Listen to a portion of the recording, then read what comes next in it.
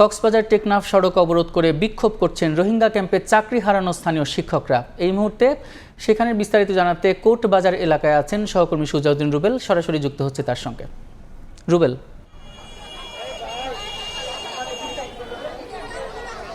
কক্সবাজারের রোহিঙ্গা ক্যাম্পে স্থানীয় যারা শিক্ষক চাকরিচ্যুত হয়েছেন তারা আবারও আন্দোলন শুরু করেছে।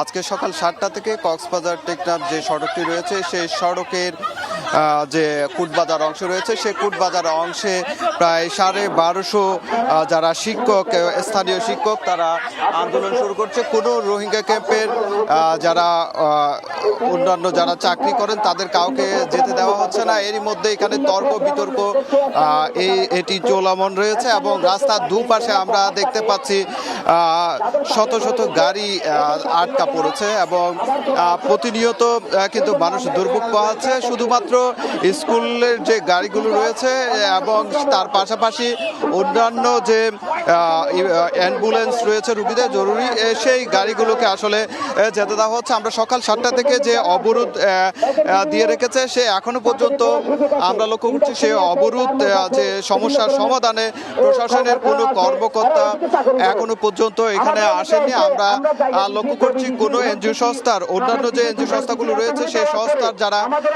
কর্মকর্তা বা কর্মচারী রয়েছে সব গাড়ি আটকে দেওয়া হয়েছে এবং তাদেরকে কাউকে আসলে এই যে যেখানে অবরোধ দেওয়া হচ্ছে সেটি পার করে যেতে দেওয়া হচ্ছে না। আমরা লক্ষ্য করছি শত শত গাড়ি কিন্তু রাস্তার দুপাশে যেহেতু অবরোধ দেওয়া হয়েছে সেক্ষেত্রে যেতে পারছে না, বাধাগ্রস্ত করা হচ্ছে। এখানে বেশ কিছুক্ষণ আগে থেকে যে আন্দোলন শুরু হয়েছে সেটি এখনো চলমান রয়েছে। আমরা যেটি এখানকার যারা আন্দোলনকারী তাদের মাধ্যমে জানতে পেরেছি, তারা হঠাৎ করে এনজিও সংস্থাগুলো তাদের যারা স্থানীয়রা এখানে শিক্ষকতা করতেন রোহিঙ্গা ক্যাম্পে তাদেরকে ছাঁটাই করা হয়েছে 1250 জনকে, যার কারণে তারা গত 3 জুন এই সড়কে এই অংশেই কিন্তু আন্দোলন শুরু করেছিলেন।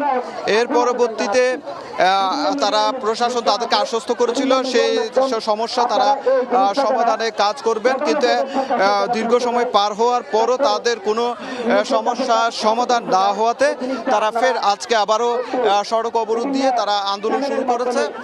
তারা যে দাবিটি করছেন তাদের যে অর্থ সংকটের কারণে যেটি বলে যে অবরোধ দিয়েছে সেটি তোলা হবে না। তো এই ছিল আমার কাছে কোটবাজার থেকে সবশেষ।